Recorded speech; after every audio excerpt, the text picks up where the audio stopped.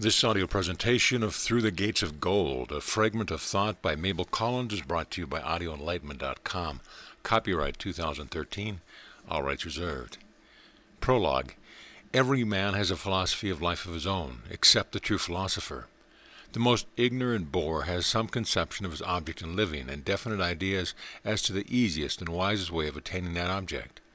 The man of the world is often, unconsciously to himself, a philosopher of the first rank. He deals with his life on the principles of the clearest character and refuses to let his position be shattered by chance disaster. The man of thought and imagination has less certainty, and finds himself continually unable to formulate his ideas on that subject most profoundly interesting to human nature, human life itself. The true philosopher is the one who would lay no claim to the name whatever, who has discovered that the mystery of life is unapproachable by ordinary thought, just as a true scientist confesses his complete ignorance of the principles which lie behind science. Whether there is any mode of thought or any effort of the mind which will enable a man to grasp the great principles that evidently exist as causes in human life is a question no ordinary thinker can determine. Yet the dim consciousness that there is cause behind the effects we see, that there is order ruling the chaos and sublime harmony pervading the discord, haunts the eager souls of the earth, and makes them long for vision of the unseen and knowledge of the unknowable. Why long and look for that which is beyond all hope until the inner eyes are opened? Why not piece together the fragments that we have at hand and see whether from them some shape can be given to the vast puzzle? Chapter 1. The Search for Pleasure. We are all acquainted with that stern thing called misery, which pursues man, and strangely enough, as it seems at first, pursues him with no vague or uncertain method, but with a positive and unbroken pertinency. Its presence is not absolutely continuous, else man must cease to live, but its pertinency is without any break. There is always a shadowy form of despair standing behind man, ready to touch him with its terrible finger if for too long he finds himself content. What is given is ghastly shaped the right to haunt us from the hour we are born until the hour we die. What is given it the right to stand always at our door, keeping the door ajar with its impalpable yet plainly horrible hand, ready to enter at the moment it sees fit? The greatest philosopher that ever lived succumbs before it at last, and he only is a philosopher, in any sense, who recognizes the fact that it is irresistible, and knows that, like all other men, he must suffer sooner or later. It is part of the heritage of men, this pain and distress, and he who determines that nothing shall make him suffer does not cloak himself in a profound and chilly selfishness. This cloak may protect him from pain. It will also separate him from pleasure.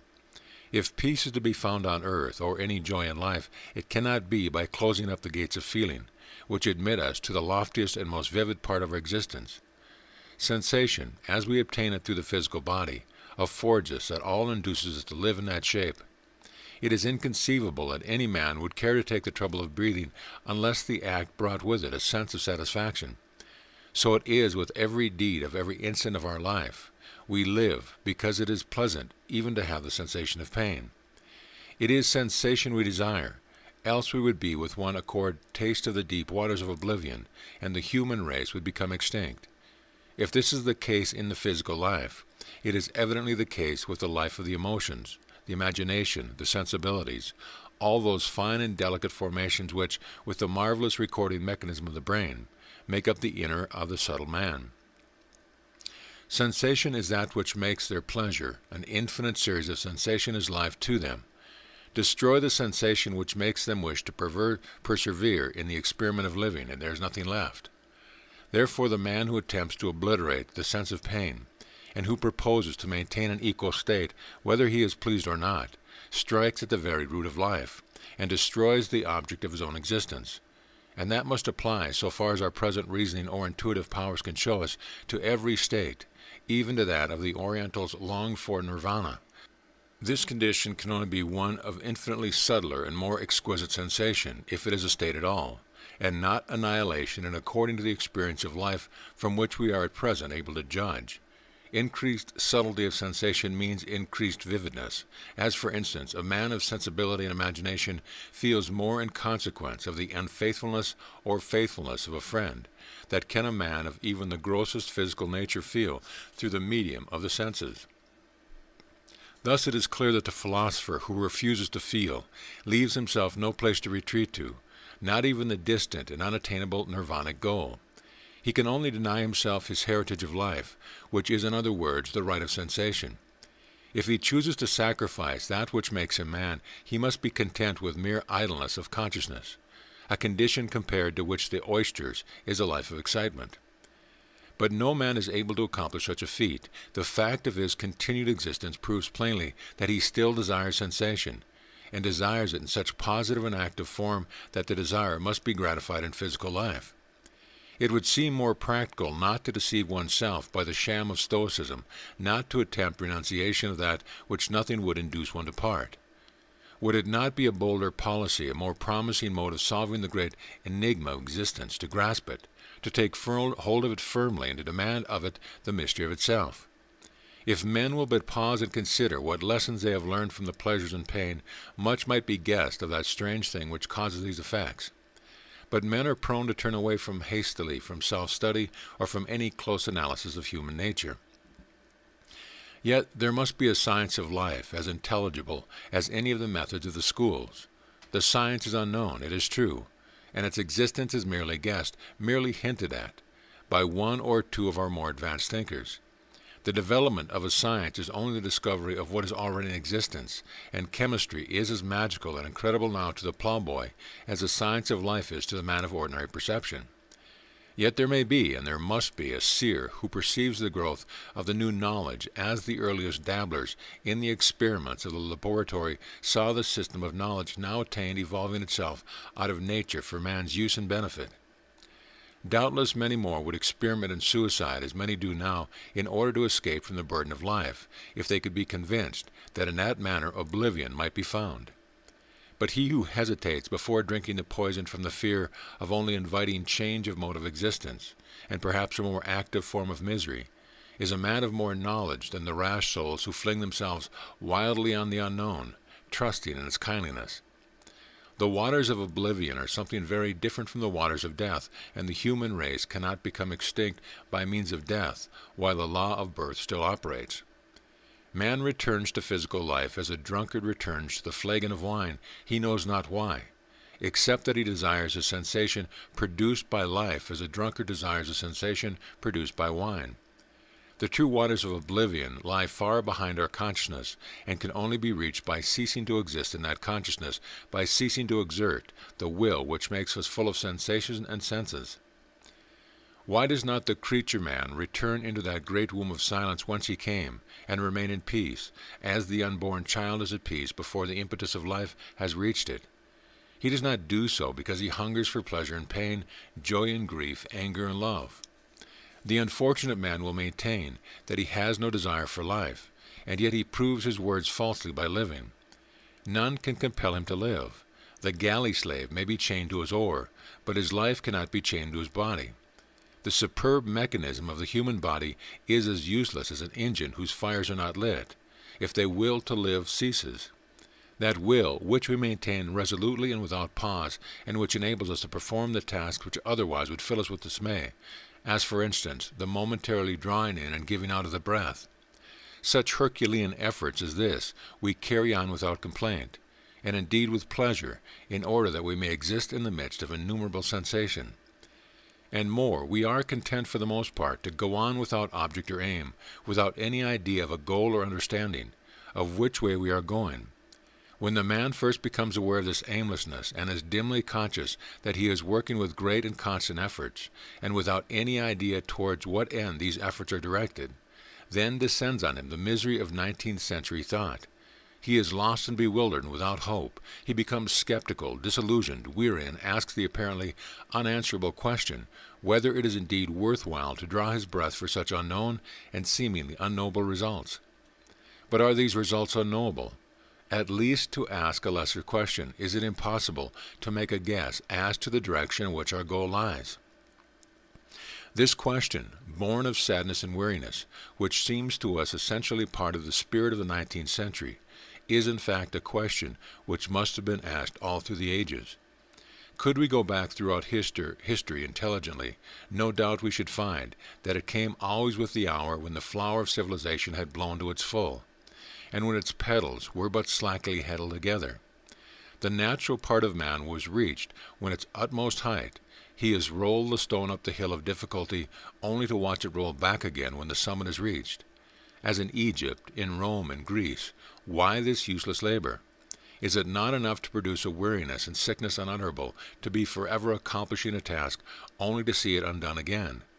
Yet that is what man has done throughout history, so far as our limited knowledge reaches. There is one summit to which, by immense and united effort, he attains, where there is a great and brilliant efflorescence of all the intellectual, mental, and material parts of his nature. The climax of sensuous perfection is reached, and then his hold weakens. His power grows less, and he falls back, through despondency and satiety, to barbarism. Why does he not stay on his hilltop he has reached, and look away to the mountains beyond, and resolve to scale those greater heights? Because he is ignorant, and seeing a great glittering in the distance, drops his eyes bewildered and dazzled, and goes back for rest to the shadowy side of the familiar hill. Yet there is now and then one brave enough to gaze fixedly on the glittering, and to decipher something of the shape within it. Poets and philosophers, thinkers and teachers, all those who are the elder brothers of the race, have beheld the sight from time to time, and some among them have recognized in the bewildering glitter the outline of the gates of gold. These gates admit us to the sanctuary of man's own nature, to the place whence his life power comes, and where he is priest and shrine of life. That it is possible to enter here, to pass through these gates, someone or two have shown us. Plato, Shakespeare, and a few other strong ones have gone through and spoken to us in a veiled language on the near side of the gates. When the strong man has crossed the threshold, he speaks no more to those on the other side, and even the words he utters when he is outside are so full of mystery, so veiled and profound, that only those who follow in the steps can see the light within them. What men desire is to ascertain how to exchange pain for pleasure, that is, to find out in what way consciousness may be regulated in order that the sensation which is most agreeable is the one that is experienced. Whether this can be discovered by dint of human thought is at least a question worth considering. If the mind of man is turned upon any given subject with a sufficient concentration, he obtains illumination with regard to it sooner or later. The particular individual in whom the final illumination appears is called a genius, an inventor, one inspired, but he is only the crown of a great mental work created by unknown men about him, and receding back from him through long vistas of distance.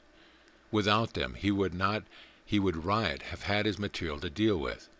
Even the poet requires innumerable poet-tasters to feed upon. He is the essence of the poetic power of his time, and of the times before him. It is impossible to separate an individual of any species from his kin. If therefore, instead of accepting the unknown as unknowable, men were with one accord to turn their thoughts toward it, those golden gates would not remain so inexorably shut. It does but need a strong hand to push them open. The courage to enter them is the courage to search the recesses of one's own nature, without fear and without shame. In the fine part, the essence, the flavor of the man, is found the key which unlocks those great gates, and when they open, what is it that is found? Voices here and there in the long silence of the ages speak to answer that question. Those who have passed through have left words beyond them as legacies to others of their kin. In these words we can find definite indications of what is to be looked for beyond the gates. But only those who desire to go that way read the meaning hidden within the words. Scholars, or rather scholacists, read the sacred books of different nations, the poetry and the philosophy left by enlightened minds, and find in it all the merest materiality. Imagination, glorifying legends of nature or exaggerating the psychic possibilities of man, explains to them all that they find in the Bibles of humanity. What is to be found within the words of those books is to be found in each one of us, and it is impossible to find in literature or through any channel or thought that which does not exist in man who studies. This is, of course, an evident fact known to all real students, but it has to be especially remembered in reference to this profound and obscure subject, as men so readily believe that nothing can exist for others where they themselves find emptiness. One thing is soon perceived by the man who reads: those who have gone before have not found that the gates of gold lead to oblivion. On the contrary, sensation becomes real for the first time when that threshold is crossed. But it is of a new order, an order unknown to us now, and by us impossible to appreciate with at least some of it to character. This can be obtained undoubtedly by any student who cares to go through all the literature accessible to us. The mystic books and the manuscripts exist, but remain inaccessible simply because there is no man ready to read the first page of any one of them, becomes the conviction of all who have studied this subject sufficiently. For there must be the continuous line of thought. We see it go from dense ignorance up to intelligence and wisdom. It is only natural that it should go on to intuitive knowledge and to inspiration. Some scant fragments we have of these great gifts of men, where then is the whole of which they must be a part. Hidden behind the thin yet seemingly impassable veil which hides it from us as it hid all science, all art, all powers of man, till he had the courage to tear away the screen. That courage comes only of conviction. When once man believes that the things exist when he desires, he will obtain it at any cost. The difficulty in this case lies in man's incredulity. It requires a great tide of thought and attention to set it towards the unknown region of man's nature in order that its gate may be unlocked and its glorious vistas explored. That it is worthwhile to do this whatever the hazard may be, all must allow who have asked the sad question of the 19th century, is life worth living?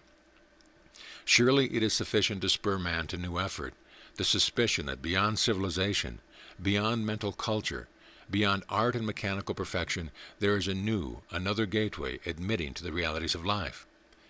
When it seems as if the end were reached, the goal attained, and that man has no more to do, just then, when he appears to have no choice but between eating and drinking and living in his comfort as the beasts do in theirs, and skepticism which is death, then it is that in fact, if he will but look, the golden gates are before him. With the culture of the age within him and assimilated perfectly, so that he is of himself an incarnation of it, then he is fit to attempt the great step which is absolutely possible, yet is attempted by so few even of those who are fitted for it. It is so seldom attempted, partly because of the profound difficulties which surround it, but much more because man does not realize that this is actually the direction in which pleasure and satisfaction are to be obtained. There are certain pleasures which appeal to each individual. Every man knows that in one layer or another of sensation he finds his chief delight. Naturally he turns as systematically through life just as the sunflower turns to the sun, and the water lily leans on the water. But he struggles throughout with an awful fact which oppresses him to the soul, that no sooner has he obtained his pleasure than he loses it again and has once more to go in search of it. More than that, he never actually reaches it, for it eludes him at the final moment. This is because he endeavors to seize that which is untouchable and satisfies his soul's hunger for sensation by contact with external objects. How can that which is externally satisfying, or even pleases the inner man, the thing which reigns within and has no eyes for matter, no hands for touch of objects, no senses with which to apprehend that which is outside its magic walls? Those charmed barriers which surround it are limitless, for it is everywhere. It is to be discovered in all living things, and no part of the universe can be conceived of without it, if that universe is regarded as a coherent whole.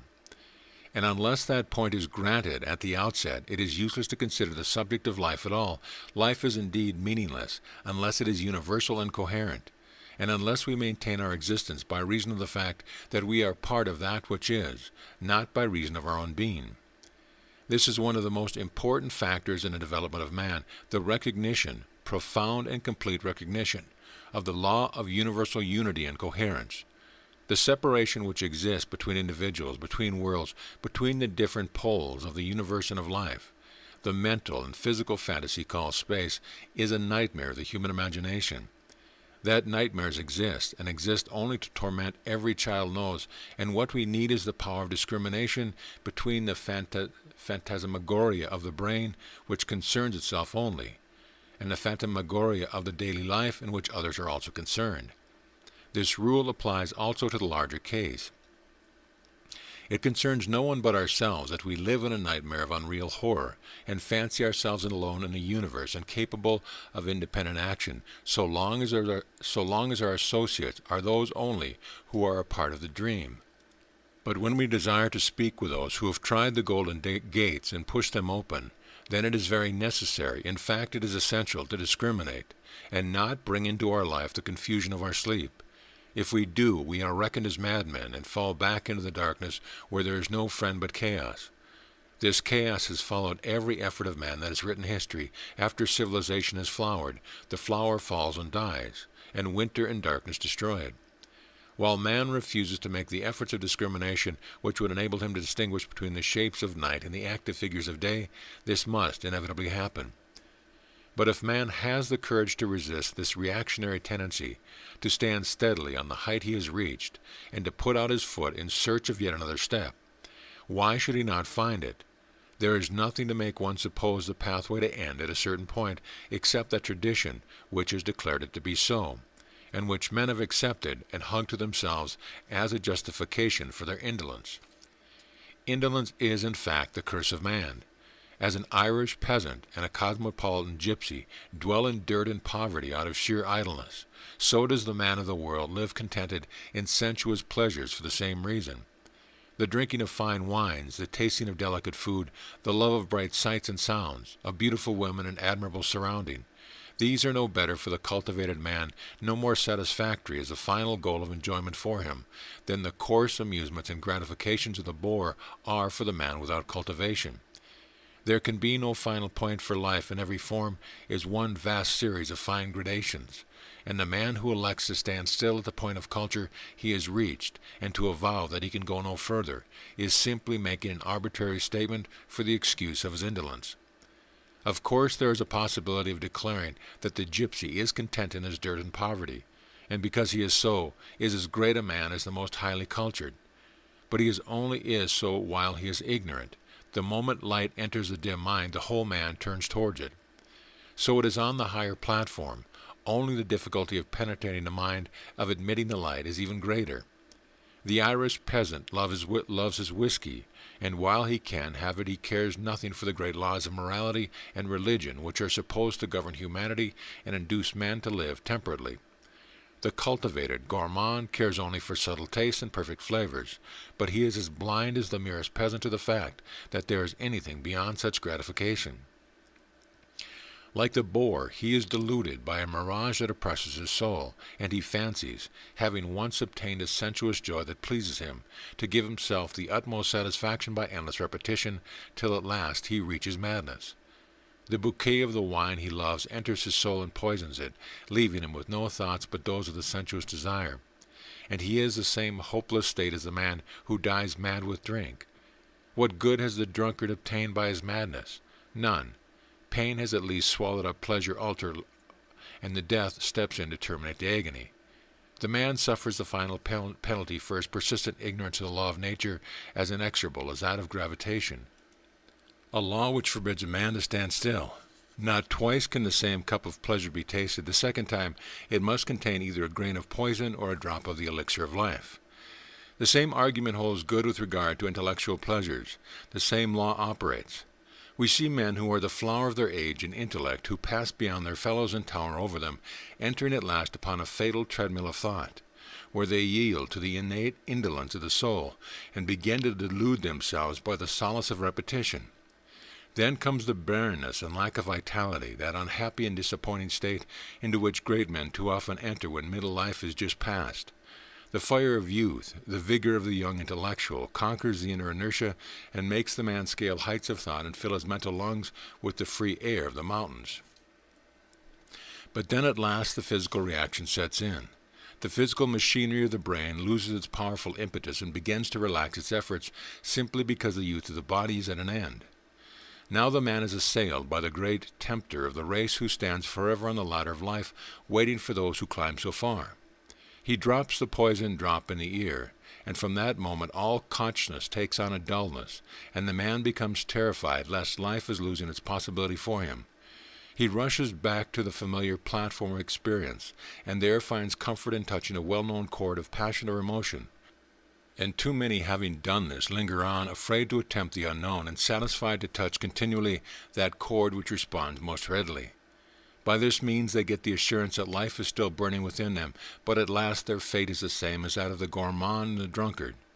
The power of the spell lessens daily as the machinery which feels loses its vitality, and the man endeavors to revive the old excitement and fervor by striking the note more violently. by hugging the thing that makes him feel, by thinking the cup of poison to its fatal dregs. And then he is lost. Madness falls on his soul as it falls on the body of the drunkard. Life has no longer any meaning for him, and he rushes wildly into the abyss of intellectual insanity. A lesser man who commits this great folly wearies the spirit of others by a dull clinging to familiar thought, by a persistent hugging of the treadmill which he asserts to be the final goal. The cloud that surrounds him is as fatal as death itself, and man who once sat at his feet turn away grieved, and have to look back at his early words in order to remember his greatness. What is the cure for this misery and waste of effort? Is there one? Surely life itself has a logic in it, and a law which makes existence possible. Otherwise, chaos and madness would be the only state which be attainable. When a man drinks his first cup of pleasure, his soul is filled with the unutterable joy that comes with a fresh sensation. The drop of poison that he puts into the second cup, and which, if he persists in that folly, has to become doubled and trebled, till at last the whole cup is poison. That is the ignorant desire for repetition and intensification. This evidently means death, according to all analogy. The child becomes the man. He cannot retain his childhood and repeat and intensify the pleasure of childhood except by paying the inevitable price and becoming an idiot. The plant strikes its roots into the ground and throws up green leaves. Then it blossoms and bears fruit. That plant which will only make roots or leaves, pausing persistently in its development, is regarded by the gardener as a thing which is useless and must be cast out. The man who chooses the way of effort and refuses to allow the sleep of indolence to dull his soul, finds in his pleasure a new and finer joy each time he tastes them, a something subtle and remote which removes them more and more from the state in which mere sensuousness is all. This subtle essence is that elixir of life which makes man immortal. He who tastes it, and who will not drink it unless it is the cup, finds life enlarge and the world grow great within his eager eyes. He recognizes the soul within the woman he loves, and passion becomes peace. He sees within his thought the finer qualities of spiritual truth, which is beyond the action of our mental machinery. And then instead of entering on the treadmill of intellectualism, he rests on the broad back of the eagle of intuition and soars into the fine air where the great poets found their insight. He sees within his own power of sensation, of pleasure and fresh air and sunshine, in food, wine, motion and rest, the possibilities of the subtle man, the thing which dies not either with the body or the brain. The pleasures of art, of music, of light and loveliness, within these forms, which men repeat till they find only the forms, he sees the glory of the gates of gold, and passes through to find the new life, beyond which intoxicates and strengthens, as the keen mountain air intoxicates and strengthens by its very vigor. But if he has been pouring, drop by drop, more and more of the elixir of life into his cup, he is strong enough to breathe this intense air and to live upon it. Then if he die, or if he live in physical form, alike he goes on and finds new and finer joys, more perfect and satisfying experiences, with every breath he draws in and gives out. Chapter 2. The Mystery of Threshold. There is no doubt that at the entrance of a new phase of life, something has to be given up. The child, when it has become the man, puts away childish things. St. Paul showed us in these words, and in many others which he left us, that he had tasted the elixir of life, that he was on his way toward the gates of gold, which each drop of the divine draught, which is put in the cup of pleasure, something is purged away from that cup to make room for the magic drop. For nature deals with her children generously. Man's cup is always full to the brim, and if he chooses to taste of the fine and life-giving essence, he must cast away something of the grosser and less sensitive part of himself. This has to be done daily, hourly, momentarily, in order that the draught of life may be steadily increased. And to do this unflinchingly, a man must be his own schoolmaster, must recognize that he is always in need of wisdom, must be ready to practice any austerities, to use the birch rod unhesitantly against himself in order to gain his end. It becomes evident to anyone who regards this subject seriously that only a man who has the potentialities in him both of the voluptuary and the stoic has any chance of entering the golden gates. He must be capable of testing and valuing to the most delicate fraction every joy existence has to give, and he must be capable of denying himself all pleasure, and not without suffering from the denial. When he was accomplished the development of this double possibility, then he is able to begin sifting his pleasures and taking away from his consciousness those which being absolutely to the man of clay. When those are put back, there is the next range of more refined pleasure to be dealt with. The dealing with these will enable a man to find the essence of life is not the method pursued by the Stoic philosopher. The Stoic does not allow that there is joy within the pleasure, and by denying himself the one loses the other. But the true philosopher, who has studied life itself without being bound by any system of thought, sees that the kernel is within the shell, and that instead of crunching up the whole nut like a gross and indifferent feeder, the essence of the thing is obtained by cracking the shell and casting it away. All emotion, all sensation, lends itself to this progress, else it could not be a part of man's development, an essential of his nature. For that there is before him power, life, perfection, and that every portion of this passage hitherward is crowded with the means of helping him to this goal, can only be denied by those who refuse to acknowledge life as apart from matter. Their mental position is so absolutely arbitrary that it is useless to encounter or combat it. Through all time the unseen has been pressing on the seen, the immaterial overpowering the material. Through all time the signs and tokens of that which is beyond matter have been waiting for the man of matter to test and weigh them. Those who will not do so have chosen the place of pause arbitrarily, and there is nothing to be done but to let them remain there undisturbed, working that treadmill which they believe to be the utmost activity of existence. There is no doubt that a man must educate himself to perceive that which is beyond matter, just as he must educate himself to perceive that which is in matter. Everyone knows that the early life of a child is one long process of adjustment, of learning to understand the use of the senses with regard to their special provinces, and to practice in the exercise of difficult, complex, yet imperfect organs entirely in reference to the perception of the world of matter. The child is in earnest, and works on without hesitation if he means to live. Some infants born into the light of each shrink from it, and refuse to attack the immense task which is before them, and which must be accomplished in order to make life and matter possible. These go back to the ranks of the unborn. We see them lay down their manifold instrument, the body, and fade into sleep. So it is with the great crowd of humanity when it has triumphed and conquered and enjoyed in the world of matter. The individuals in that crowd, which seem so powerful and confident in its familiar demesne, are infants in the presence of the immaterial universe.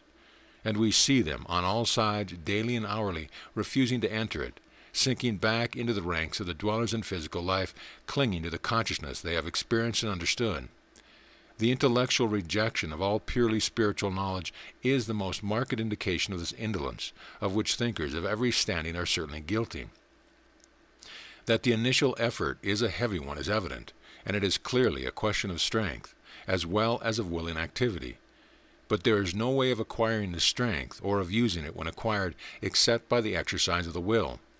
It is vain to expect to be born into great possessions. In the kingdom of life there is no heredity except from the man's own past. He has to accumulate that which is his. This is evident to any observer of life who uses his eyes without blinding them by prejudice. And even when prejudice is present, it is impossible for a man of sense not to perceive the fact. It is from this that we get the doctrine of punishment and salvation, either lasting through great ages after death or eternal. This doctrine is as narrow and unintelligible mode of stating the fact in nature, that what a man sows, that shall he reap. Swedenborg's great mind saw the fact so clearly that he hardened into it in a finality in reference to this particular existence, his prejudice making it impossible for him to perceive the possibility of new action when there is no longer the sensuous world to act in. He was too dogmatic for scientific observation, and would not see that, as the spring follows the autumn and the day the night, so birth must follow death. He went very near the threshold of the gates of gold, and passed beyond mere intellectualism, only to pause at a point, but not one step farther. The glimpse of the life beyond which he had obtained appeared to him to contain the universe, and on his fragment of experience he built up a theory to include all life, and refused progress beyond that state of any possibility outside of it. This is only another form of the weary treadmill, but Swedenborg stands foremost in the crowd of witnesses to the fact that the Golden Gate exists and can be seen from the heights of thought, and he has cast us a faint surge of sensation from the threshold. When once one has considered the meaning of these gates, it is evident that there is no other way out of this form of life except through them. They only can admit man to the place where he becomes the fruit of which manhood is the blossom. Nature is the kindest of mothers to those who need her. She never wearies of her children or desires them to lessen in multitude. Her friendly arms open wide to the vast throng who desire birth and to dwell in forms, and while they continue to desire it, she continues to smile a welcome. Why then should she shut her doors on any? When one life in her heart has not worn out 100th part of the soul's longing for sensation such as it finds there, what reason can there be for its departure to any other place? Surely the seeds of desire spring up where the sower has sown them. This seems but reasonable. And on this apparently self-evident fact, the Indian mind has based its theory of reincarnation, of birth and rebirth in matter, which has become so familiar a part of Eastern thought as no longer to need demonstration. The Indian knows it as the Western knows that the day he is living through is but one of many days which make up the span of a man's life. This certainty, which is possessed by the Eastern with regard to natural laws that control the great sweep of the soul's existence, is simply acquired by habits of thought. The mind of many is fixed on subjects which in the West are considered unthinkable. Thus it is that the East has produced the great flowers of the spiritual growth of humanity. On the mental steps of 1,000,000 men, Buddha passed through the gates of gold, and because a great crowd pressed about the threshold, he was able to leave behind him words which proved that these gates will open. Chapter 3. The Initial Effort. It is very easily seen that there is no one point in a man's life or experience where he is nearer the soul of things than at any other. That soul, the sublime essence which fills the air with a burnished glow, is there beyond the gates it colors with itself. But that there is no one pathway to it is immediately perceived from the fact that this soul must from its very nature be universal. The gates of gold do not admit to any special place. Where they do is to open for egress from a special place. Man passes through them when he casts off his limitation. He may burst the shell that holds him in darkness, tear the veil that hides him from the eternal, at any point where it is easiest for him to do so, and most often this point will be where he least expects to find it. Men go in search of escape with the help of their minds, and lay down arbitrary and limited laws as to how to attain to them unattainable. Many indeed have hoped to pass through by the way of religion, and instead they have formed a place of thought and feeling so marked and fixed that it seems as though long ages would be insufficient to enable them to get out of the rut. Some have believed that by the aid of pure intellect a way has to be found, and to such men we owe the philosophy and metaphysics which have prevented the race from sinking into utter sensuousness. But the end of the man who endeavors to live by thought alone is that he dwells in fantasies, and insists on giving them to other men as substantial food. Great is our debt to the metaphysicians and transcendentalists, but he who follows them to the bitter end, forgetting that the brain is only one organ of use, will find himself dwelling in a place where a dull wheel of argument seems to turn forever on its axis, yet goes nowhere and carries no burden. Virtue, or what seems to each man to be virtue, his own special standard of morality and purity, is held by those who practice it to be a way to heaven. Perhaps it is to the heaven of the modern sybarite, the ethical voluptuary. It is as easy to become a gourmand in pure living and high thinking as in the pleasure of taste or sight and sound. Gratification is the aim of the virtuous man as well as to the drunkard, even if his life be a miracle of abstinence and self-sacrifice. A moment's thought shows that in pursuing this apparently heroic path he does but pursue pleasure. With him, pleasure takes on a lovely form because his gratifications are those of a sweet savor, and it pleases him to give gladness to others rather than to enjoy himself at their expense. But the pure life and high thoughts are no more finalities in themselves than any other mode of enjoyment, and the man who endeavors to find contentment in them must intensify his effort and continually repeat it, all in vain. He is a green plant indeed, and the leaves are beautiful, but more is wanted than leaves. If he persists in his endeavor blindly, believing that he has reached the goal when he has not even perceived it, then he finds himself in that dreary place where good is done perforce, and the deed of virtue is without the love that should shine through it. It is well for a man to lead a pure life, as it is well for him to have clean hands, else he becomes repugnant. But virtue, as we understand it now, can no more have any special relation to the state beyond that which to give we are limited than any other part of our constitution. Spirit is not a gas created by matter, and we cannot create our future by forcibly using one material agent and leaving out the rest. Spirit is the great life on which matter rests, as does the rocky world on the free and fluid ether.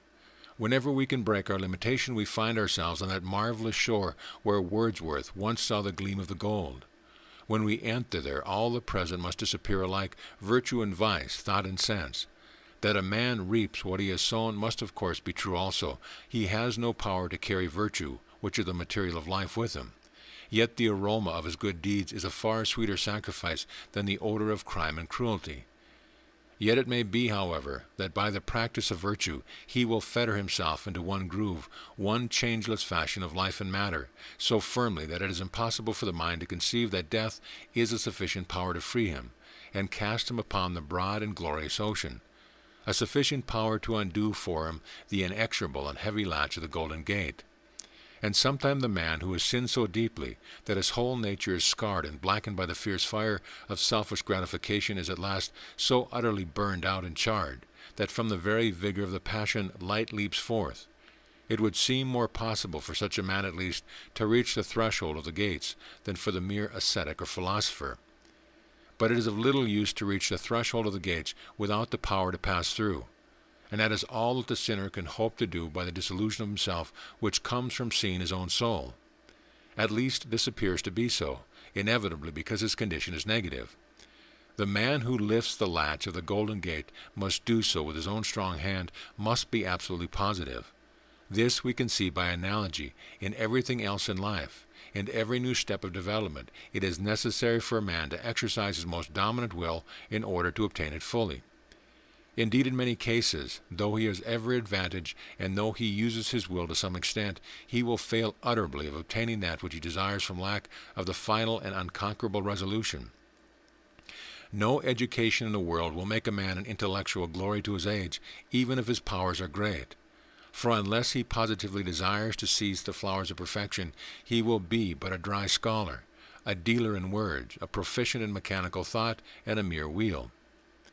And in a man who has this positive quality in him, will rise in spite of adverse circumstance, will recognize and seize upon the tide of thought, which is his natural food, and will stand as a giant at last in the place he willed to reach. We see this practically every day in all walks of life, wherefore it does not seem possible that the man who has simply succeeded through the passions in wrecking the dogmatic and narrow part of his nature should pass through these great gates. But his lie is not blinded by prejudice, nor has fastened himself to any treadmill of thought, nor caught the wheel of the soul in any deep rut of life.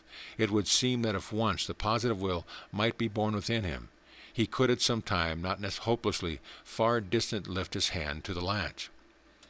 Undoubtedly, it is the hardest task we have yet seen set us in life, that which we are now taking of.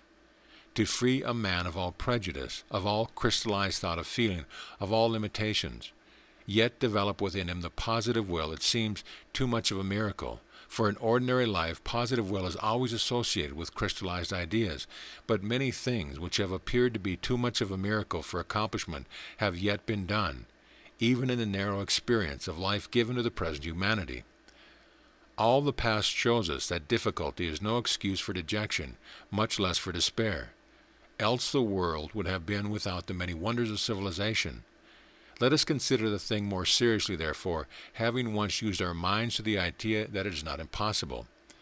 The great initial difficulty is that of fastening the interest on that which is unseen. Yet this is done every day, and we have only to observe how it is done in order to guide our own conduct. Every inventor fastens his interest firmly on the unseen, and it entirely depends on the firmness of that attachment whether he is successful or whether he fails.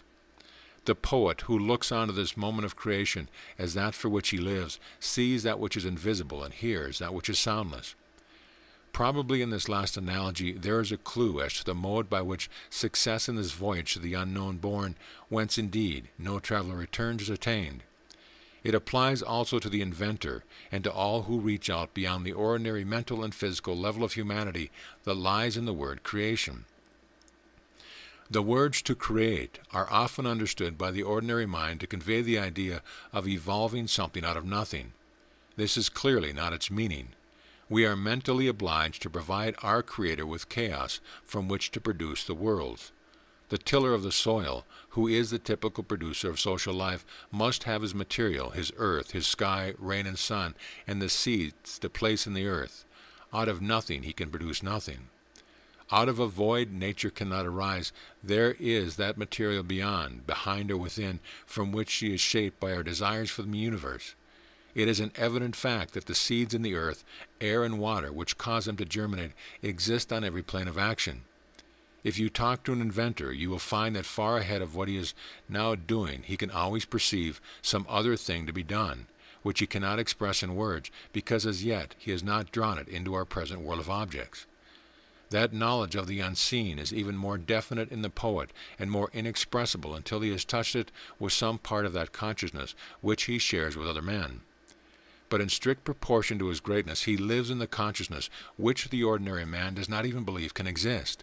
The consciousness which dwells in the greater universe, which breathes in the vaster air, which beholds a wider earth and sky, and snatches seeds from plants or giant growth.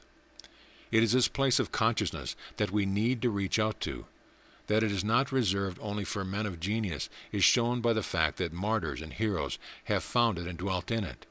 It is not reserved for men of genius only, but it can only be found by men of great soul. In this fact there is no need for discouragement. Greatness in man is popularly supposed to be a thing inborn. This belief must be a result of want of thought, of blindness to facts of nature. Greatness can only be attained by growth that is continually demonstrated to us. Even the mountains, even the firm globe itself, these great by dint of the mode of growth peculiar to that state of materiality, the accumulation of atoms. As the consciousness inherent in all existing forms passes into more advanced forms of life, it becomes more active, and in proportion it acquires the power of growth by assimilation instead of accumulation. Looking at existence from this special point of view, which indeed is a difficult one to maintain for long, as we habitually look at life in planes and forget the great lines which connect and run through these, we immediately perceive it to be reasonable to suppose that as we advance beyond our present standpoint, the power of growth by assimilation will become greater and probably change into a method yet more rapid, easy, and unconscious. The universe is, in fact, full of magnificent promise for us, if we will but lift our eyes and see. It is that lifting of the eyes which is the first need and the first difficulty. We are so apt readily to be content with what we see within touch of our hands. It is the essential characteristic of the man of genius that he is comparatively indifferent to the fruit which is just within touch, and hungers for that which is afar on the hills. In fact, he does not need the sense of contact to arouse longing. He knows that this distant fruit, which he perceives without the aid of the physical senses, is a subtler and a stronger food than any which appeals to them. And how is he rewarded? When he tastes the fruit, how strong and sweet is its flavor, and what a new sense of life rushes onto him. For in recognizing that flavor he has recognized the existence of the subtle senses, those which feed the life of the inner man, and it is by the strength of that inner man, and by his strength only, that the latch of the golden gates can be lifted. In fact, it is only by the development and growth of the inner man that the existence of these gates, and of that to which they admit, can ever be perceived. While man is content with his gross senses and cares nothing for his subtle ones, the gates remain literally invisible. As to the boar, the gateway of the intellectual life is as a thing uncreated and non-existent. So to the man of the gross senses, even if his intellectual life is active, that which lies beyond is uncreate and non-existent, only because he does not open the book. To the servant who dusts the scholar's library, the closest volumes are meaningless. They do not even appear to contain a promise, unless he also is a scholar, not merely a servant. It is possible to gaze throughout eternity upon a shut exterior from sheer indolence, mental indolence, which is incredulity, and which at least men learn to pride themselves on. They call it skepticism, and talk of the reign of reason. It is no more a state to justify pride than that of the Eastern Sybarite, who will not even lift his food to his mouth. He is reasonable also in that he sees no value in activity, and therefore does not exercise it. So with the skeptic, decay follows the condition of inaction, whether it be mental, psychic, or physical. And now let us consider how the initial difficulty of fastening the interest on that which is unseen is to be overcome. Our gross senses refer only to that which is objective in the ordinary sense of the word, but just beyond this field of life there are finer sensations which appeal to finer senses. Here we find the first to the stepping stones we need. Man looks from this point of view like a point where many rays of line center. And if he has the courage or the interest to detach himself from the simplest form of life, the point, and explore but a little way along these lines or rays, his whole being at once inevitably widens and expands. The man begins to grow in greatness. But it is evident, if we accept this illustration as a fairly true one, that the chief point of importance is to explore no more persistently on one line than another, else the result must be a deformity. We all know how powerful is the majesty and personal dignity of a forest tree which has had air enough to breathe, and room for its widening roots, and inner vitality from which to accomplish its unceasing task. It obeys the perfect natural law of growth, and the peculiar awe it inspires arises from this fact. How is it possible to obtain recognition of the inner man, to observe its growth and foster it?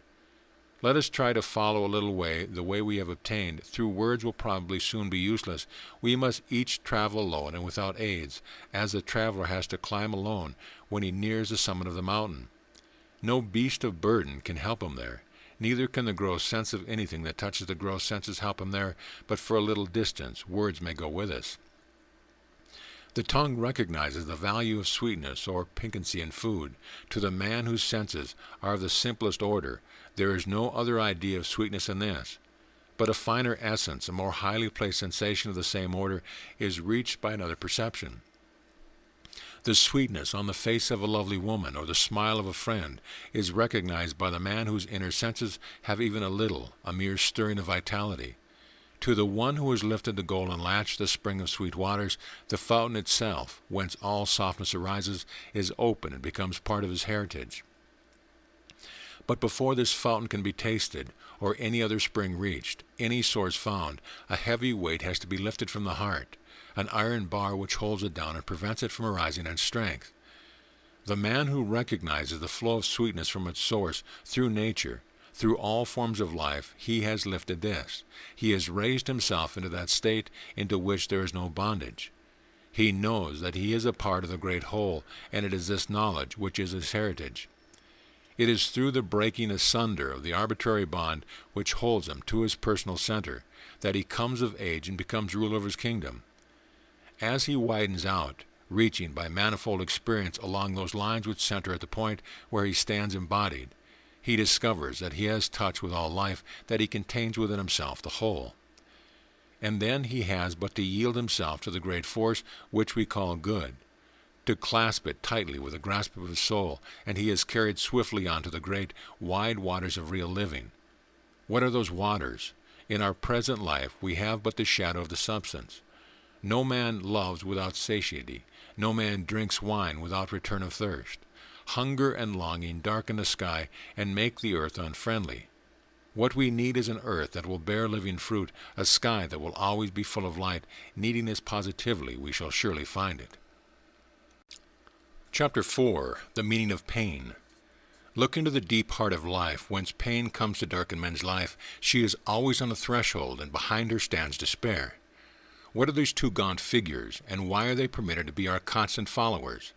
It is we who permit them, we who order them, as we permit and order the action of our bodies, and we do so unconsciously. But by scientific experiment and investigation, we have learned much about our physical life, and it would seem as if we can obtain at least as much result with regards to our inner life by adopting similar methods. Pain arouses, softens, breaks, and destroys. Regarded from a sufficiently removed standpoint, it appears as medicine, as a knife, as a weapon, as a poison in turn. It is an implement, a thing which is used evidently. What we desire to discover is who is the user, what part of ourselves is it that demands the presence of this thing so hateful to the rest. Medicine is used by the physician, the knife by the surgeon, but the weapon of destruction is used by the enemy, the hater.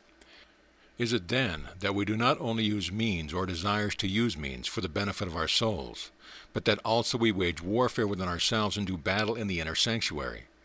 It would seem so, for it is certain that if man's will relaxed with regard to it, he could no longer retain life in that state in which pain exists. So why does he desire his own hurt? The answer may at first sight seem to be that he primarily desires pleasure, and so is willing to continue on to that battlefield where it wages war with pain for the possession of him. hoping always that pleasure will win the victory and take him home to herself. So this is but the external aspect of the man's state. In himself he knows well that pain is co-ruler with pleasure, and that though the war rages always, it never will be won. The superficial observer concludes that man submits to the inevitable. But that is a fallacy not worthy of discussion. A little serious thought shows us that man does not exist at all except by exercise of his positive qualities. It is but logical to suppose that he chooses the state he will live in by the exercise of those same qualities. Granted, then, for the sake of our argument, that he desires pain, why is it that he desires anything so annoying to himself? If we carefully consider the constitution of man and its tendencies, it would seem as if there are two definite directions in which he grows. He is like a tree which strikes its roots into the ground while it throws up young branches towards the heavens. These two lines which go outward from the central personal point are to him clear, definite, and intelligible. He calls one good and the other evil, but man is not, according to any analogy, observation, or experience, a straight line. Would that he were, and that life or progress or development, or whatever we choose to call it, meant merely following one straight road or another, as the religionist pretend it does. The whole question, the mighty problem, would be very easily solved then. But it is not so easy to go to hell as preachers declare it to be. It is as hard a task as it is to find one's way to the golden gates. A man may wreck himself utterly in sense pleasure, may debase his whole nature as it seems, yet he fails of becoming the perfect devil, for there is still the spark of divine light within him. He tries to choose the broad road which leads to destruction, and enters bravely on his headlong career. But very soon he is checked and startled by some unthought of tendency in himself, some of the many other radiations which go forth from his center of self. He suffers as the body suffers when it develops monstrosities which impede its healthy action. He has created pain, and encountered his own creation. It may seem as if this argument is difficult of application with regard to physical pain. Not so, if man is regarded from a loftier standpoint than that which generally occupy. If he is looked upon as a powerful consciousness which forms its external manifestations according to its desires, then it is evident that physical pain results from deformity in these desires. No doubt it will appear to many minds that this conception of man is too gratuitous, and involves too large a mental leap into unknown places where proof is unobtainable. But if the mind is accustomed to look upon life from this standpoint, then very soon none other is acceptable. The threads of existence, which to the purely materialistic observer appear hopelessly entangled, become separated and straightened, so that the new intelligibleness illumines the universe. The arbitrary and cruel creator who inflicts pain and pleasure at will then disappears from the stage. And it is well, for he is indeed an unnecessary character, and worse still, is a mere creature of straw, who cannot even strut upon the boards without being upheld on all sides by dogmatists. Man comes into this world surely on the same principle that he lives in one city of the earth or another. At all events, it is too much to say that this is so. One may safely ask, why is it not so? There is neither for nor against which will appeal to the materialist, or which would weigh in a court of justice. But I favor this in favor of the argument that no man, having once seriously considered it, can go back to the formal theories of the skeptics. It is like putting on swaddling clothes again, granting then, for the sake of this argument, that man is a powerful consciousness, who is his own creator, his own judge, and within him lies all life and potentiality, even the ultimate goal. Then let us consider why he causes himself to suffer. If pain is the result of uneven development, of monstrous growth, of defective advance at different points, why does man not learn the lesson which this should teach him, and take pains to develop equally? It would seem to me as if the answer to this question is that this is the very lesson which the human race is engaged in learning.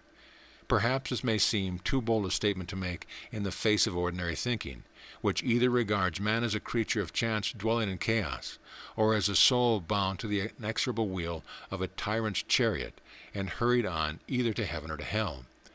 But such a mode of thought is all but that the same as that of the child who regards his parents as the final arbiters of his destiny, and in fact the god or demons of his universe. As he grows, he casts aside his idea, finding that it is simply a question of coming of age, and that he himself the king of life like any other man. So it is with the human race. It is king of the world, arbitrator of its own destiny, and there is none to say it nay. Who talk of providence and chance have not paused to think. Destiny, the inevitable, does indeed exist for the race and for the individual, but who can ordain this save the man himself? There is no clue in heaven or earth to the existence of any ordainer other than the man who suffers or enjoys that which is ordained. We know so little of our own constitution, we are so ignorant of our divine functions, that it is impossible for us yet to know how much or how little we actually fate itself. But this at all events we know, that so far as any provable perception goes, no to the existence of the ordainer has yet been discovered. Whereas if we give but a very little attention to the life about us in order to observe the action of the man upon his own future, we soon perceive this power as an actual force in operation. It is visible, although our range of vision is so very limited. The man of the world, pure and simple, is by far the best practical observer and philosopher with regard to life, because he is not blinded by any prejudice. He will be found always to believe that as man sows, so shall he reap, and this is so evidently true when it is considered, that if one takes a larger view, including all human life, it makes intelligible the awful nemesis which seems consciously to pursue the human race, that inexorable appearance of pain in the midst of pleasure. The great Greek poets saw this apparition so plainly that their recorded observation has given to us younger and blinder observers the idea of it. It is unlikely that so materialistic a race as that which has grown up over the West would have discovered for itself the existence of this terrible factor in human life without the assistance of the older poets, the poets of the past. And in this way we may notice, by the way, one distinct value of the study of the classics, that the great ideas and facts about human life which the superb ancients put into their poetry shall not be absolutely lost as are their arts. No doubt the world will flower again, and greater thought and more profound discoveries than those of the past will be the glory of men and of future efflorescence. But until that far-off day comes, we cannot prize too dearly the treasures left to us. There is one aspect of the question which seems at first slightly positively to negative this mode of thought, and that is its suffering in the apparently purely physical body of the dumb beings, young children, idiots, animals, and their desperate need of the power which comes of any sort of knowledge to help them through their suffering. The difficulty which will arise in the mind with regard to this comes from the untenable idea of the separation of the soul from the body. It is supposed by all those who look only at material life, and especially by the physicians of the flesh, that the body and the brain are a pair of partners who live together hand in hand and react one upon another. Beyond that they recognize no cause and therefore allow of none. They forget that the brain and the foot are as evidently mere mechanisms as the hand or the foot. There is the inner man, the soul, behind, using all of these mechanisms. And this is evidently the truth with regard to all the existence we know as regard to man himself. We cannot find any point in the scale of being at which soul causation ceases or can cease. The dull oyster must have that in him which makes him choose the inactive life he leads. None else can choose it for him but the soul behind, which makes him be. How else can he be where he is, or be at all, only by the intervention of an impossible creator called by some name or another? It is because man is so idle, so indisposed to assume or accept responsibility, that he falls back upon this temporary makeshift of a creator. It is temporary indeed, for it can only last during the activity of the particular brain power which finds its place. When the man drops this mental life behind him, he of necessity leaves with it a magic lantern and the pleasant illusions he has conjured up by its aid. That must be a very uncomfortable moment, and must produce a sense of nakedness not to be approached by any other sensation. It would seem as well to save oneself this disagreeable experience by refusing to accept unreal phantasm as things of flesh and blood and power. Upon the shoulders of the Creator man likes to thrust the responsibility not only of his capacity for sinning and the possibility of salvation, but of his very life itself, his very consciousness. It is a poor creator that he thus contends himself with, one who is pleased with a universe of puppets, and amused by pulling their strings. If he is capable of such enjoyment, he must yet be in his infancy. Perhaps that is so after all. The God within us is in his infancy, and refuses to recognize his high estate. If indeed the soul of man is subject to the laws of growth, of decay and rebirth as it is to body, then there is no wonder at its blindness. But this is evidently not so, for the soul of man is of the order of life which causes shape and form, and is unaffected itself by these things. Of that order of life which, like the pure, the abstract flame burns wherever it is lit. This cannot be changed or affected by time, and is of its very nature superior to growth and decay. It stands in that primeval place which is the only throne of God, the place whence forms of life emerge and to which they return. That place is the central point of existence, where there is a permanent spot of life, as there is in the midst of the heart of man. It is by the equal development of that, first by the recognition of it, and then by its equal development upon the many radiating lines of experience, that man is at last enabled to reach the golden gate and lift the latch.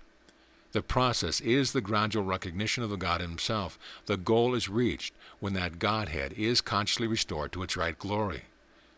The first thing which is necessary for the soul of man to do in order to engage in this great endeavor of discovering true life is the same thing that the child first does in its desire for activity in the body. He must be able to stand. It is clear that the power of standing, of equilibrium, of concentration, of uprightness in the soul is a quality of a marked character. The word that presents itself most readily as descriptive of this quality is confidence. To remain still amid life and its changes, and stand firmly on the chosen spot, is a feat which can only be accomplished by a man who has confidence in himself and in his destiny. Otherwise, the hurrying forms of life, the rushing tide of men, the great floods of thought must inevitably carry with him, and then he will lose that place of consciousness whence it was possible to start out with a great enterprise. For it must be done knowingly and without pressure from without, this act of the newborn man. All the great ones of the earth have possessed his confidence and have stood firmly on the place which was to them the one solid spot in the universe. To each man this place is of necessity different. Each man must find his own earth and his own heaven. We have the instinctive desire to relieve pain, but we work in externals in this as in everything else. We simply alleviate it, and if we do more and drive it from its chosen stronghold, it reappears in some other place with reinforced vigor. If it is eventually driven off the physical plane by persistent and successful effort, it reappears on the mental or an emotional plane where no man can touch it. That this is so easily seen by those who connect the various planes of sensation and who observe life with that additional illumination. Men habitually regard these different forms of feeling as actually separate, whereas in fact they are evidently only different sides of one center, the point of personality.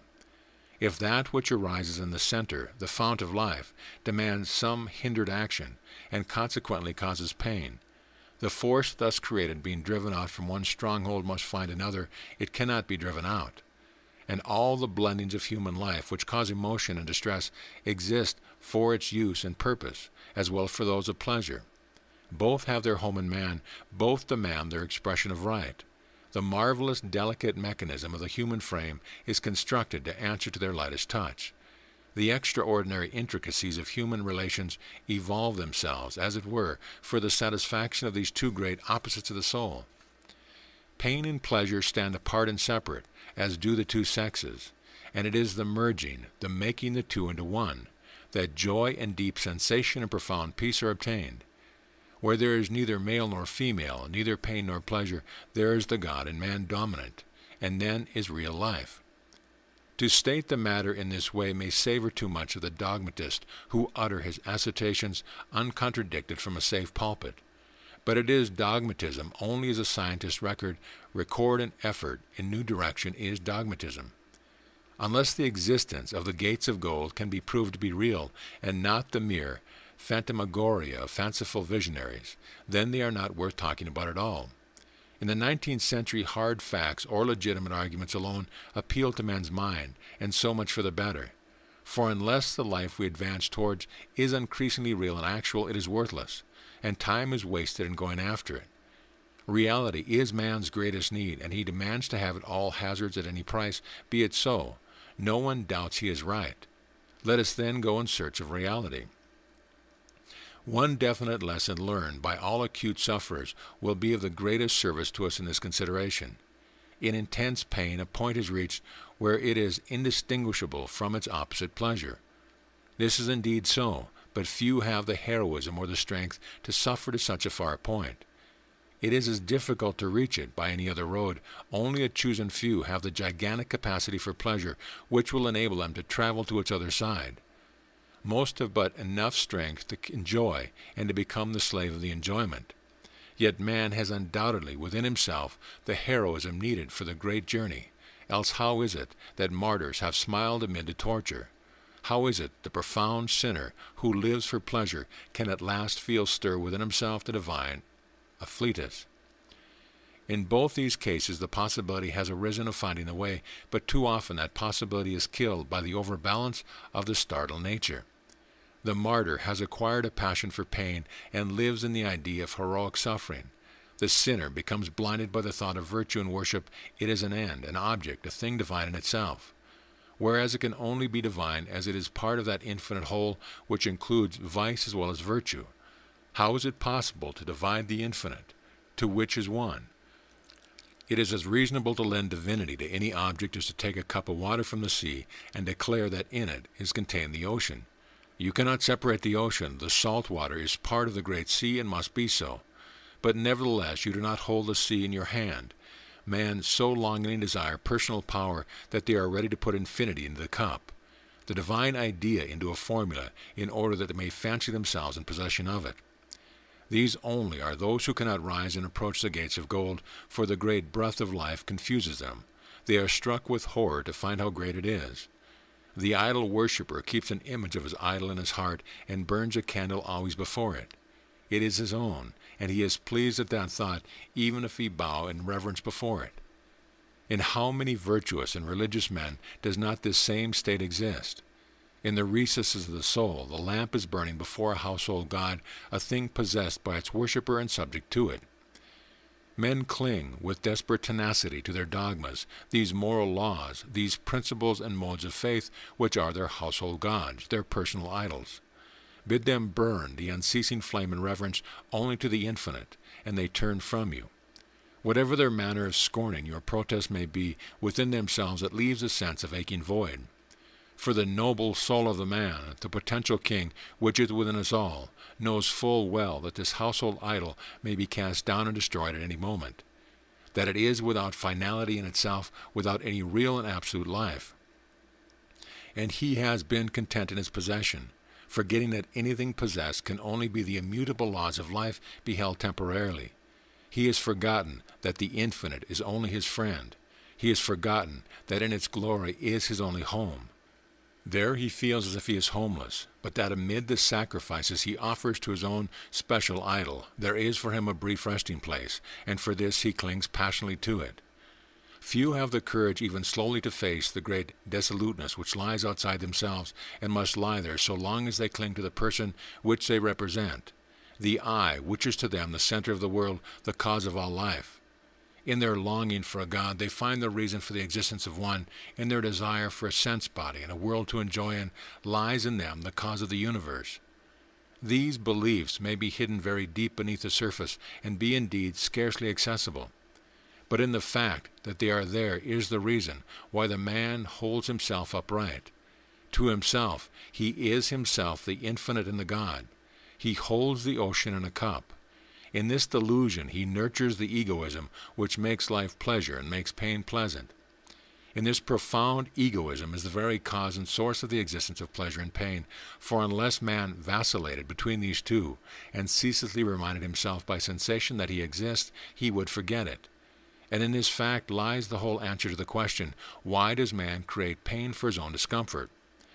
The strange and mysterious fact remains unexplained as yet, that man is so deluding himself, is merely interpreting nature backwards, and putting into the words of death the meaning of life. For that man does indeed hold within him the infinite, and that the ocean is really in the cup, is uncontestable truth. But it is only so because the cup is absolutely non-existent. It is merely an experience of the infinite, having no permanence, liable to be shattered at any instant. It is the claiming of reality and permanence for the four walls of his personality that man makes the vast blunder which plunges him into a prolonged series of unfortunate incidents and intensifies continually the existence of his favorite form of sensation. Pleasure and pain become to him more real than the great ocean of which he is a part, and where his home is. He perpetually knocks himself painfully against these walls where he feels, and his tiny self oscillates within his chosen prison. Chapter 4. The Secret of Strength. Strength to step forward is a primary need of him who has chosen his path. Where is it to be found? Looking round, it is not hard to see where other men find their strength. Its source is profound conviction. Through this great moral power is brought to birth in a natural life of the man that which enables him, however frail he may be, to go on and conquer. Conquer what? Not continents, not worlds, but himself. Through that supreme victory is obtained the entrance to the whole, where all that might be conquered and obtained by effort become at one, not his but himself. To put on armor and go forth to war, taking the chances of death in the hurry of the fight, is an easy thing. To stand still amid the jangle of the world, to preserve stillness within the turmoil of the body, to hold silence amid the thousand cries of the senses and desires, and then, stripped of all armor, and without hurry of excitement, take the deadly serpent of self and kill it, is no easy thing. Yet that is what has to be done, and can be done only in the moment of equilibrium when the enemy is disconcerted by the silence. But there is needed for the supreme moment a strength such as no hero of the battlefield needs. A great soldier must be filled with a profound conviction of the justness of his cause and the tightness of his method. The man who wars against himself and wins the battle can do it only when he knows that in that war he is doing the one thing which is worth doing, and when he knows that in doing it he is winning heaven and hell as his servants. Yes, he stands on both. He needs no heaven where pleasure comes as a long-promised reward. He fears no hell where pain waits to punish him for his sins. For he has conquered once and for all that shifting serpent in himself, which turns from side to side in its constant desire of contact, in its perpetual search after pleasure and pain. Never again, the victory once really won, can he tremble or grow exultant at any thought at that which the future holds. Those burning sensations which seem to him to be the only proof of existence are no longer his. How, then, can he know that he lives? He knows it only by argument, and in time he does not care to argue about it. For him there is then peace, and he will find in that peace the power he has coveted. Then he will know what it is that faith which can remove mountains. Religion holds a man back from the path, prevents his step forward, for various plain reasons. First, it makes the vital mistake of distinguishing between good and evil. Nature knows no such distinction, and the moral and social laws set us by our religions are as temporary, as much a thing of our own special mode and form of existence as are the moral and social laws of the ants or the bees. We pass out of that state in which these things appear to be final, and we forget them forever. This is easily shown because a man of broad habits of thought and of intelligence must modify his code of life when he dwells among another people. These people among whom he is an alien have their own deep-rooted religion and hereditary convictions, against which he cannot offend. Unless he is an abjectly narrow and unthinking mind, he sees that their form of law and order is as good as his own. What then can he do but reconcile his conduct gradually to their rule? And then, if he dwells among them many years, the sharp edge of differences is worn away, and he forgets at least where their faith ends and his commences. Yet is it for his own people to say he has done wrong, if he has injured no man and remained just? I am not attacking law and order. I do not speak of these things with rash dislike. In their place, they are as vital and necessary as the code which governs the life of a beehive is to its successful conduct. What I wish to point out is that law and order in themselves are quite temporary and unsatisfactory. When a man's soul passes away from its brief dwelling place, thoughts of law and order do not accompany it. If it is strong, it is the ecstasy of true being and real life which it becomes possessed of, as all know who have watched by the dying. If the soul is weak, it faints and fades away, overcome by the first flush of the new life. Am I speaking too positively? Only those who live in the active life of the moment, who have not watched besides the dead and the dying, who have not walked the battlefield and looked into the faces of men in their last agony will say so. The strong man goes forth from his body excellent. Why? because it is no longer held back and made to quiver by hesitation. In the strange moment of death, he has had release given him, and with a sudden passion of delight he recognizes that it is release. Had he been sure of this before, he would have been a great sage, a man to rule the world, for he would have had the power to rule himself and his body. That release from the chains of ordinary life can be obtained as easily through life as by death. It only needs a sufficiently profound conviction to enable a man to look on his body within the same emotions as he would look on the body of another man or on the bodies of 1,000 men. In contemplating a battlefield, it is impossible to realize the agony of every sufferer. Why, then, realize your own pain more keenly than another? Mass the world together and look at it all from a wider standpoint than that of the individual life. That you actually feel your own physical wound is a weakness of your limitation. The man who is developed psychically feels the wound of another as keenly as his own, and does not feel his own at all if he is strong enough to will it so. Everyone who is examined at all serious into psychic conditions knows that this to be a fact. More or less marked according to the psychic development. In many instances, the psychic is more keenly and selfishly aware of his own pain than of any other person's. But that is when the development, marked perhaps so far as it has gone, only reaches a certain point. It is the power which carries the man to the margin of that consciousness which is profound peace and vital activity. It can carry him no further, but if he has reached its margin, he is freed from the paltry dominion of his own self. That is the first great relief. Look at the suffering which come upon us from our narrow and limited experience and sympathy.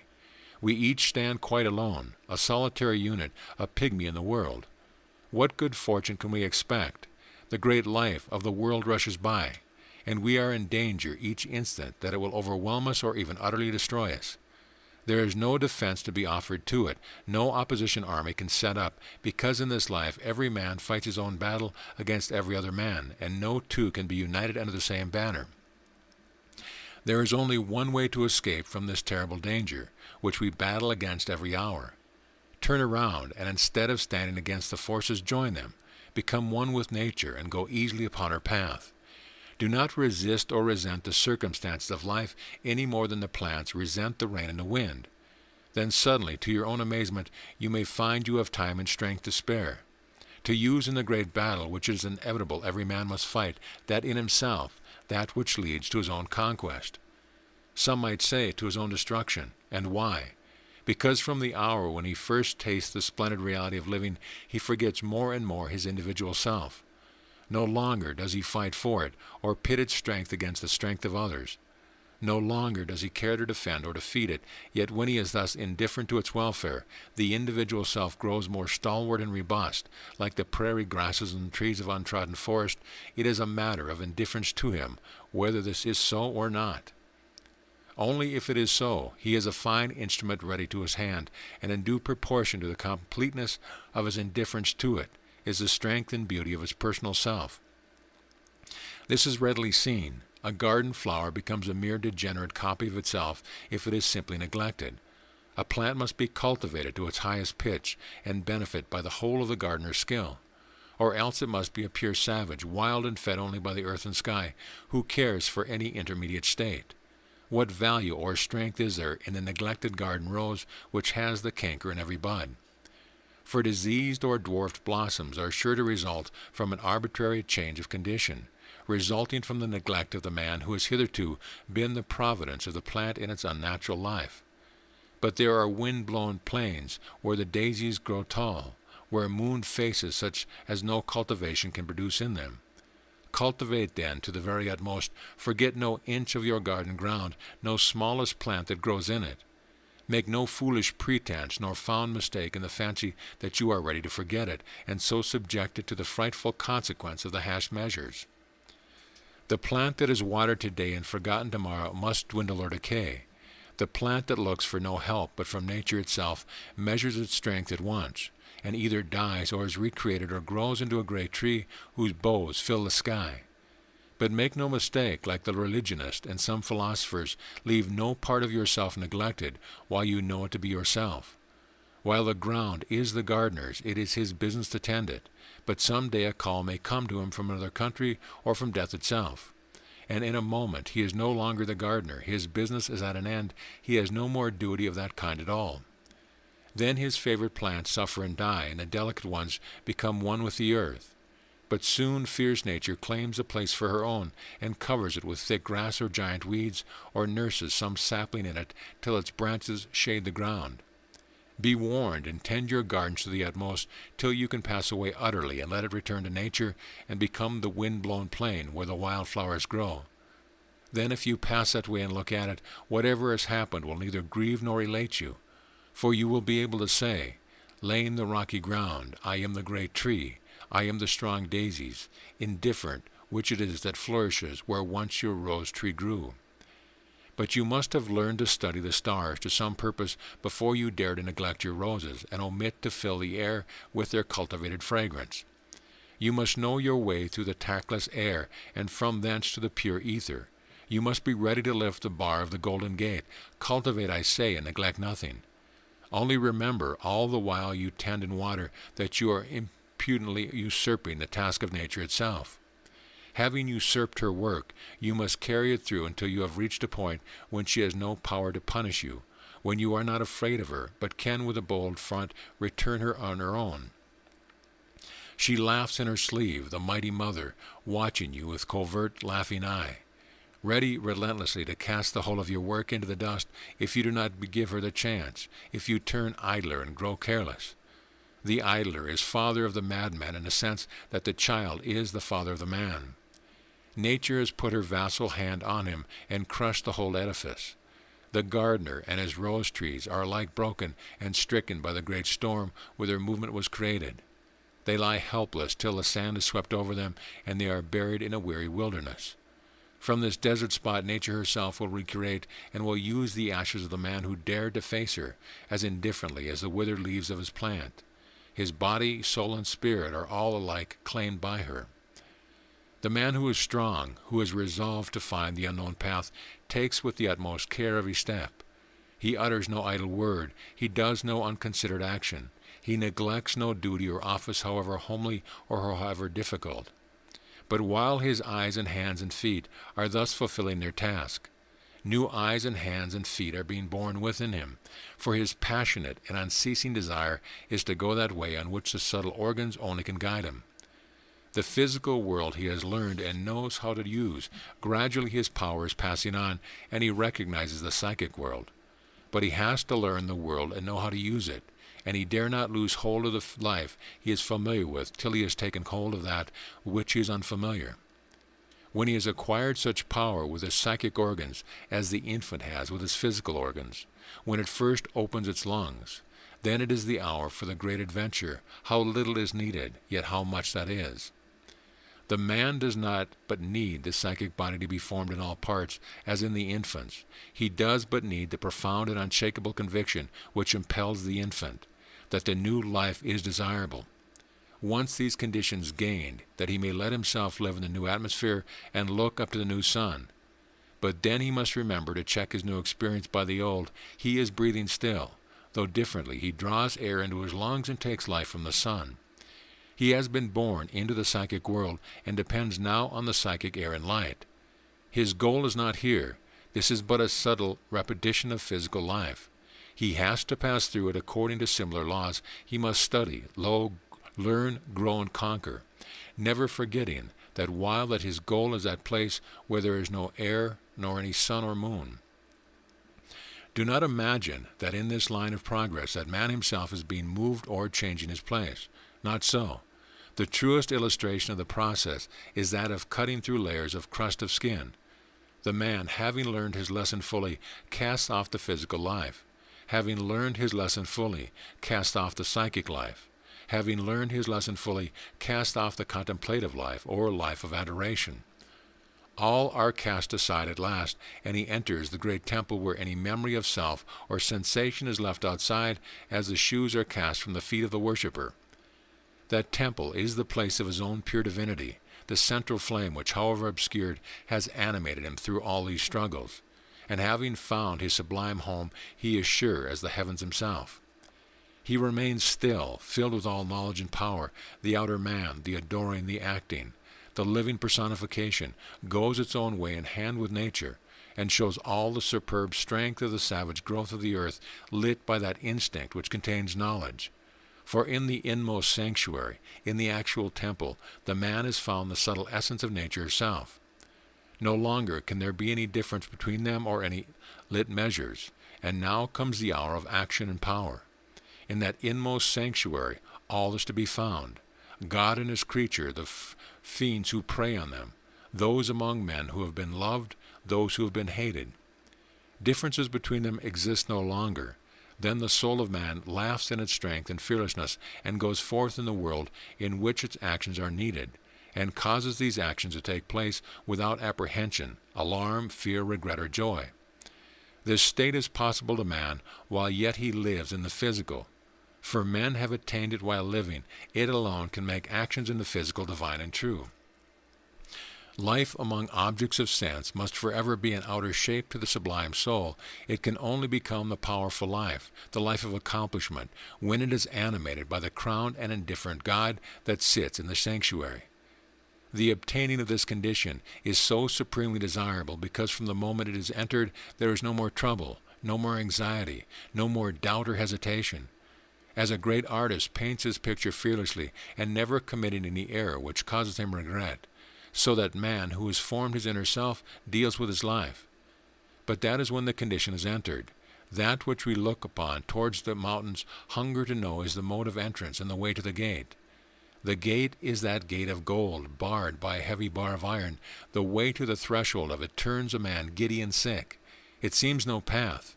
It seems to end perpetually. Its way lies along hideous precipices. It loses itself in deep waters. Once crossed, and the way found, it appears wonderful that the difficulty should have looked so great. For the path, where it disappears, does but turn abruptly. Its line upon the precipice edge is wide enough for the feet. And across the deep waters that look so treacherous, there is always a ford and a ferry. So it happens in all profound experience of human nature, when the first grief tears the heart asunder, it seems that the path is ended, and a blank darkness taken the place of the sky. And yet by groping the soul passes on, and that difficulty and seemingly hopelessness turns into the road is passed. And so with many another form of human torture. Sometimes throughout a long period of a whole lifetime, the path of existence is perpetually checked by what seems like an insurmountable obstacle. Grief, pain, suffering, the loss of all that is beloved or value, rise up before the terrified soul and check it at every turn. Who places these obstacles there? The reason shrinks at the childless dramatic picture which the religionists place before it. God permitting the devil to torment his creatures for their ultimate good. When will that ultimate good be attained? The idea involved in this picture supposes an end, a goal. There is none. We can, any one of us, safely assent to that, for as far as human observation, reason, thought, intellect, or instinct can reach towards grasping the mystery of life, all data obtained show that the path is endless, and that eternity cannot be blinked and converted by the idling soul in 1,000,000 years. In man, taken individually or as a whole, there clearly exists a double constitution. I am speaking roughly now, being well aware that the various schools of philosophy cut him up and subdivide him according to their several theories. What I mean is this, that two great tides of emotion sweep through his nature, two great forces guide his life. The one makes him an animal, and the other makes him a god. No brute on this earth is so brutal as the man who subjects his godly power to his animal power. This is a matter of course, because the whole force of the double nature is then used in one direction. The animal, pure and simple, obeys his instincts only, and desires no more than as to gratify his love of pleasure. He pays but little regard to the existence of other beings, except in so far as they offer him pleasure or pain. He knows nothing of the abstract love of cruelty, or of any of these vicious tendencies of the human being, which have in themselves their own gratification. Thus the beast who becomes a beast has 1,000,000 times the grasp of life over the natural beast, and that which in the pure animal is sufficiently innocent enjoyment, uninterrupted by any arbitrary moral standard, becomes in him vice, because it is gratified on principle. Moreover, he turns all the divine powers of his being into this channel, and degrades his soul by making it the slaves of the senses. The god, deformed and disguised, waits on the animal and feeds it. Consider then whether it is not possible to change the situation. The man himself is king of the country in which this strange spectacle is seen. He allows the beast to usurp the place of the god because for the moment the beast pleases his capricious royal fancy the most. This cannot last always. Why not let it last any longer? So long as the animal rules, there will be the keenest suffering and consequence of change, of the vibration between pleasure and pain, of the desire for prolonged and pleasant physical life. And the god, in his capacity of servant, adds 1,000-fold to this, by making physical life so much more filled with keenness of pleasure, rare volupums, aesthetic pleasure, and by intensity of pain so passionate that one knows now where it ends and where pleasure commences. So long as the god serves, so long the life of the animal will be enriched and increasingly valuable. But let the king resolve to change the face of his court and forcibly evict the animal from the chair of the state, restoring the god to the place of divinity. Ah, the profound peace that falls upon the palace! All is indeed changed. No longer is there the fever of personal longing or desire. No longer is there any rebellion or distress. No longer any hunger for pleasure or dread or pain. It is like a great calm descending on a stormy ocean. It is like the soft rain of summer falling on parched ground. It is like the deep pool found amidst the weary, thirsty labyrinth of the unfriendly forest. But there is much more than this. Not only is man more than an animal because there is a god in him, but he is more than a god because there is the animal in him. Once force the animal into his rightful place, that of the inferior, and you find yourself in possession of a great force hitherto unsuspected and unknown. The god as servant adds 1,000-fold to the pleasures of the animal, as a servant, adds 1,000-fold to the powers of the god. And it is upon the union, the right relation of these two forces in himself, that man stands as a strong king, and is enabled to raise his hand and to lift the bar of the golden gate. When these forces are unfittedly related, then the king is but a crowned voluptuary, without power, and whose dignity does but mock him, for the animals undivine at least know peace, and are not torn by vice and despair. That is the whole secret. That is what makes man strong, powerful, able to grasp heaven and earth in his hands. Do not fancy it as easily done. Do not be deluded into the idea that the religious or the virtuous man does it. Not so. They do no more than fix a standard, a routine, a law, by which they hold the animal in check. The god is compelled to serve him in a certain way and does so, pleasing him with the beliefs and cherished fantasies of the religious, which the lofty senses of personal pride, which makes the joy of the virtuous. These special and canonized vices are things too low and base to be possible to the pure animal, whose only inspirer is nature herself. Always fresh as a dawn, the god in man, degraded, is a thing unspeakable in its infamous power of production. The animal in man, elevated, is a thing unimaginable in its great power of service and of strength. You forget, you who let your animal self live on, merely checked and held within certain bonds, that it is a great force, an integral portion of the animal life of the world you live in. With it you can sway men and influence the very world itself more or less perceptibly according to your strength. The god, given his right place, will so inspire and guide this extraordinary creature, so educate and develop it, so force it into action and recognition of its kind, that it will make you tremble when you recognize the power that is awakened within you. The animal in yourself will then be king among the animals of the world. This is the secret of the old world magicians who made nature serve them and work miracles every day for their convenience. This is the secret of the coming race which Lord Lytton foreshadowed for us.